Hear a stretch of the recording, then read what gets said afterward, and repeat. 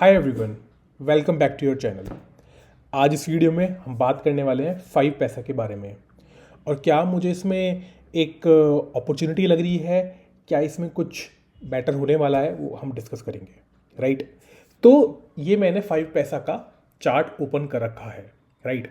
अब ये देखते हैं कि प्रीवियस पास्ट में, राइट, 5 पैसा ने कैसा बिहेव करा है। अगर मैं इसका लास्ट 2018 का टॉप से देखूं तो ये अराउंड 70% डाउन गया था। राइट। इसके बाद मैं देखूं तो ये अराउंड 50% डाउन गया था। इसके बाद हम अगर देखें तो ये अराउंड 54% डाउन गया था। और अगर हम करंट की बात करें तो ये अराउंड 50% डाउन गया है। राइट। तो आप कुछ पैटर्न नोटिस कर पा रहे हैं कि 50% अराउंड ये जाता है। इनिशियल केस में 70% गया था। अगर हम इसको ये वाला लें तो ये अराउंड 60% आएगा, बट ठीक है, हम बिल्कुल बॉटम ही पकड़ना है 70%। बट आप उसके बाद देखिए क्या होता है। जब ये बॉटम बना लेता है तो ये अपने टॉप पे कितनी जल्दी रीच करता है। 113 days which is just 3-4 months. Right. अब ये ना कि अपना प्रीवियस हाई टच करता है, उसको ब्रेक भी करता है और आगे जाता है अराउंड 50% मोर। राइट। नेक्स्ट केस में देखते हैं क्या हुआ था। ये अराउंड सेम 132 डेज 4 मंथ्स और फिर उसके बाद अपने हाई को ब्रेक करते हुए 25% ऊपर चला गया। राइट। फिर से देखते हैं 50% डाउन होने के बाद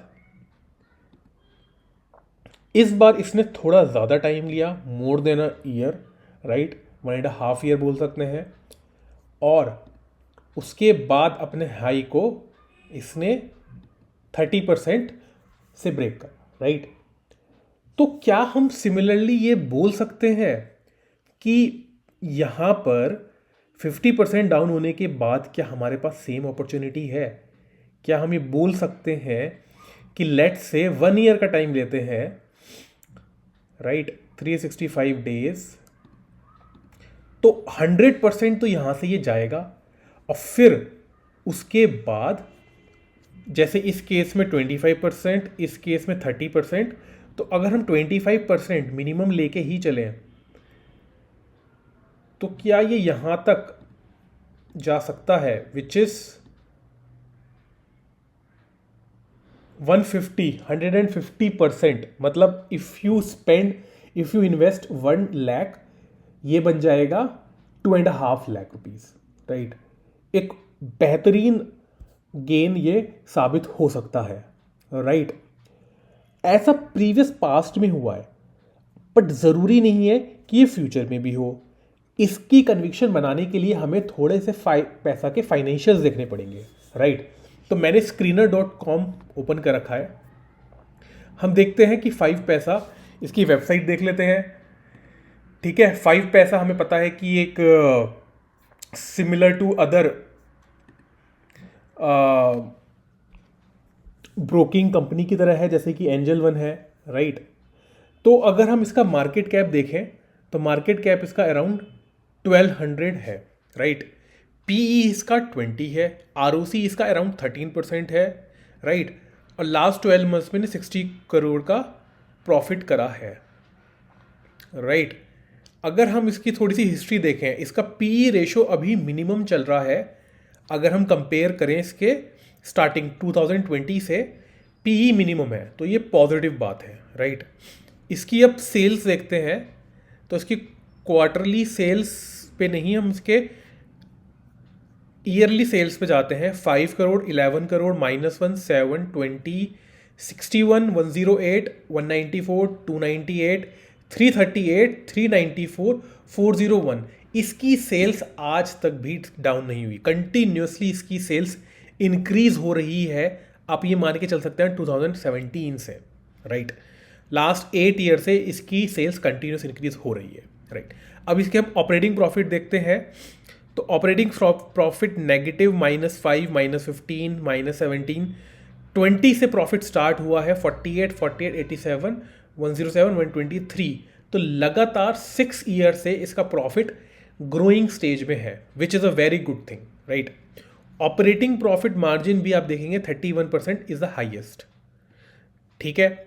now profit before tax again last trailing 12 months में हाईएस्ट है, और अगेन इसका प्रॉफिट भी, नेट प्रॉफिट भी हाईएस्ट एवर है, राइट। तो from the financials point of view company अच्छी है, जैसे हमने फाइनेंशियल्स में देख पा रहे हैं, राइट। आगे चलते हैं, देखते हैं इसमें प्रोमोटर की होल्डिंग। तो प्रोमोटर की होल्डिंग 29% थी, अराउंड 30% थी, ये इंक्रीज होते होते 32% हो गई है। बीच में थोड़ी और ज़्यादा हुई थी, बट अभी थोड़ी सी कम हो गई है, but not a major difference. FIIs का डेटा देखें तो 24% से 21.5% आ गया है। तो FIIs सेल कर रहे हैं, ये ऑलरेडी नोन है, ये हम ऑलरेडी जानते हैं। DIIs ने आप नोटिस करेंगे अपनी होल्डिंग्स थोड़ी सी यहाँ बढ़ाई है, राइट। सितंबर 2023 में 0% था और अब ये 20.25% हो गया है। और अगर हम पब्लिक होल्डिंग की बात करें तो पब्लिक होल्डिंग में 24.5% ऑलरेडी एक मॉरिशस इन्वेस्टमेंट लिमिटेड कंपनी ने ऑलरेडी अपना स्टेक रख रखा है। तो पब्लिक के पास अराउंड 21% ही है, 20%, 21% ही है। तो पब्लिक के पास बहुत ज़्यादा नहीं है, तो ये भी एक अच्छी बात है, राइट। तो फाइनेंशियल्स हमने देख लिए, बिजनेस ग्रोइंग बिजनेस है। इंडिया में अभी जो इन्वेस्टर्स हैं वो बहुत कम है। इवेंचुअली जैसे लोगों को नॉलेज होगी तो जो इन्वेस्टर्स हैं वो आगे और आते जाएंगे, राइट। तो बिजनेस ग्रोइंग है। अब यहाँ पर जो ये आया हुआ है, राइट, मैं बाकी ड्राइंग्स रिमूव करता हूँ। अब ये जो इतना नीचे आया हुआ है, तो ये मार्केट सेंटीमेंट की वजह से हो सकता है, प्लस क्योंकि जब मार्केट नीचे आती है तो बहुत सारे इन्वेस्टर्स इन्वेस्ट करना बंद कर देते हैं, तो इनकी ऑब्वियसली ब्रोकरेज एंड जो कमीशंस हैं वो भी थोड़ी रिड्यूस होंगी, राइट। बट ये जो डाउनफॉल का ट्रेंड है ये एक टाइम तक ही रहेगा। एक पॉइंट के बाद डेफिनेटली जो स्टॉक है वो ऊपर जाना स्टार्ट करेगा, राइट। तो 50% is a good starting point, right. 50% is a good starting point कि आप इसको अपनी वॉच लिस्ट में रखो एटलीस्ट, राइट। तो मैं आपको थोड़ा लिख के बताता हूं। तो फर्स्ट स्टेप क्या है कि इसको अपने वॉच लिस्ट में रखो, राइट। इसको अपने वॉच लिस्ट में रखो ताकि आपको पता रहे कि आपको कौन से स्टॉक को देखना है।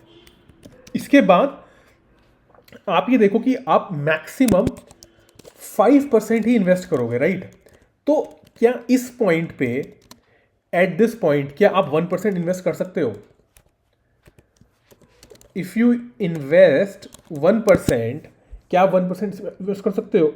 ये आपकी कॉल है, राइट। क्या आप इस 5% की इन्वेस्टमेंट को 1% करके आप ब्रेक कर सकते हो? ये मैं इसलिए कह रहा हूं क्योंकि ये स्टॉक 50% डाउन आ गया है, बट यहां पर अभी कोई चार्ट पैटर्न नहीं है, राइट।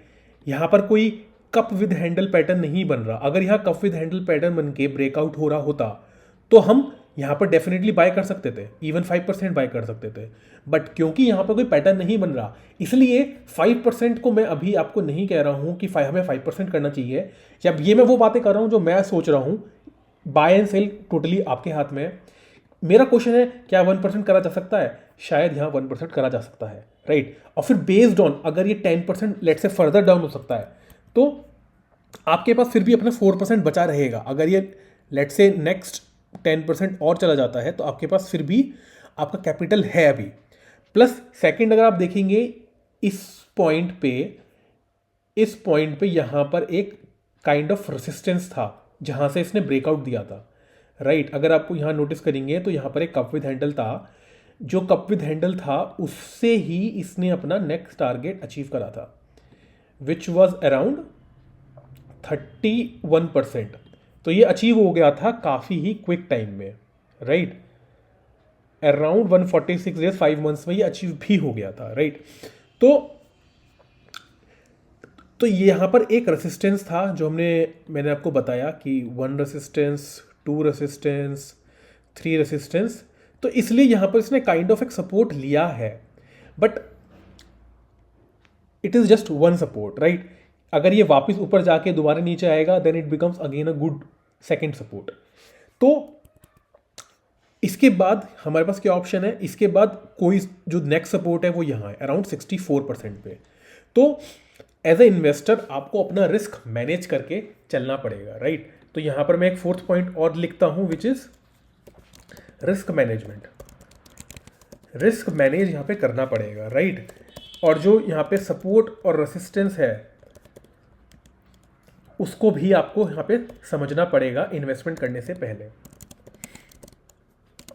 ठीक है। Understanding of support and resistance. तो इस वीडियो में मैं आपको एक इस स्टॉक के बारे में बताना चाह रहा था और आपको थोड़ा सा रिस्क मैनेजमेंट के बारे में, इन्वेस्टमेंट किस तरीके से आप पार्ट्स में कर सकते हैं, वो आपको मैं अपनी नॉलेज शेयर करना चाहता था।